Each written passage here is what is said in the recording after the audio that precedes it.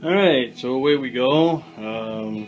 Started by removing the air filter, and that was being held together by 3 bolts. There was one here, one back here, and the other one right here. And there's one nut that was lost through the process.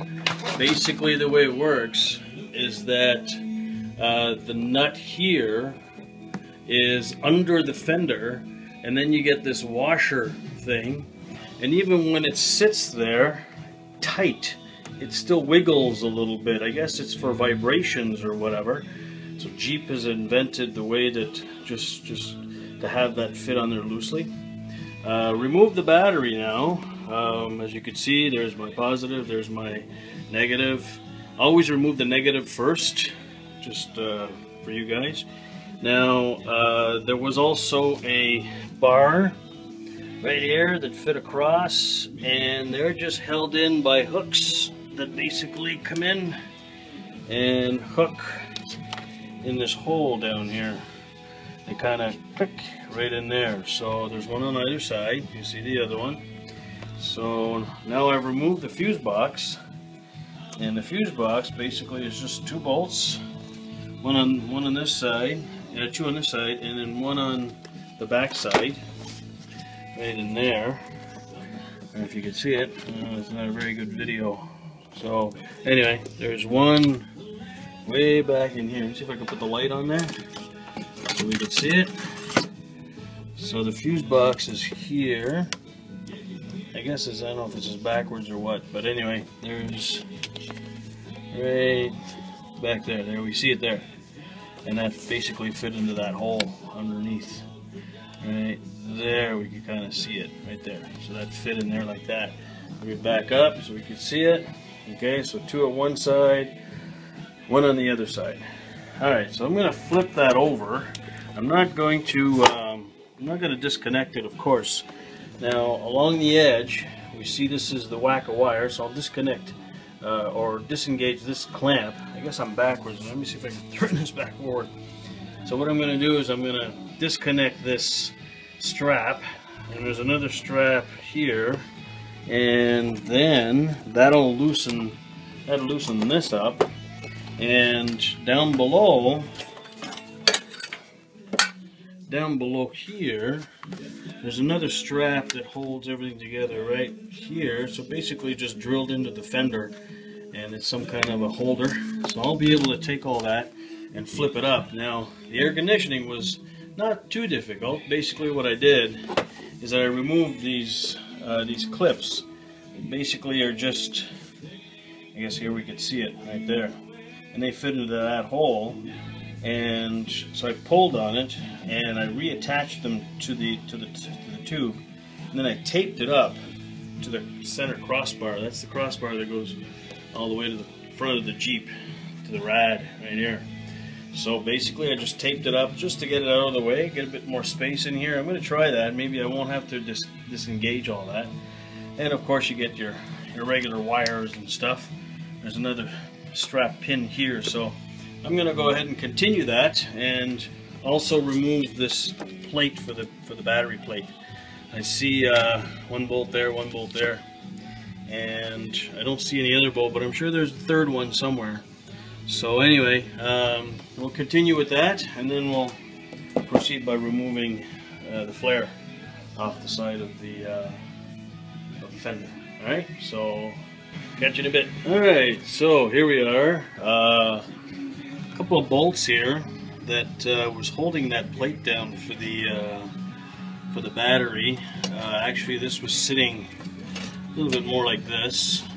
So there was a bolt up here and a bolt down here, and then all this was covered in grime and accumulation of dust and dirt and sand and grit.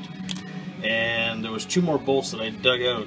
1 back there, and then 1 in the front. Now, I assume this is a weep hole right there, and another one at the back right here, because this is some kind of a cavity in here.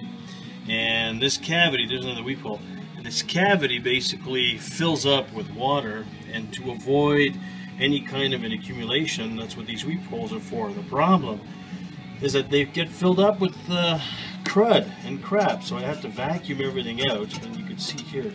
So anyway, a couple of bolts I was able to salvage underneath, and then there's this thing in the middle which is attached to a wire, so I had to remove that this way, and by lifting it right up like so, I'll be able to shift it, so I'll not have to remove that wire. That wire goes, I don't know, somewhere back in the back of the Jeep somewhere. I'm not exactly sure what it does, but anyway. Then I found this part, which I have no clue what it is, but there was a bolt here that went through the fender, and that bolt had a brass ring, a nut on the other side, and the head of this bolt is an actual Allen key, and all this was filled with sand. So I think if you look at the plate, it probably lines up with that weep hole right here, so that the water actually drains right here and lands right in there. And I have no clue what this is, but if I lift it up, because there's just one bolt holding it down, so you lift it up, and then there's a couple of clamps down there. You know how that works, like that? So it just kind of sits there, and these clamps down there seem to be part of the metal contraption, such as these, this, and this. They go all the way down, and then this seems to be attached. If I look underneath, I don't see any other bolts that would hold that that additional clamp. So I assume it's part of the metal body. I'll find out more when I take the fender off. That oil slick that you see in there, basically that's because I oiled the bolt that was holding that contraption together. So I guess it leaked a little bit. So now that's where we're at. Moving forward quite nicely. The next step will be to remove this fender, or the flare anyway. Disconnect the lights and disconnect the front light, and then just start removing the fender. So things are progressing along nicely, so keep you posted. Okay, so here I am sitting in my office, and I come across my my receipt, so I thought I'd share with you where I purchased these fenders. As you can see, there's the name, National Tire and Wheel, and I'm sure you can see the website there, which is ntwonline.com, 5 Garden Court Road, Wheeling, WV, which I'm not sure where that is. I'm Canadian, so I have no clue where that is. It's in the States somewhere. And here's their number. Now, just so for you guys who are curious, the actual amount, $290 per fender. The $27 you see there is for crating. So basically they had to charge me for the crate, and I guess that's the tax and so on. So total $728.54 for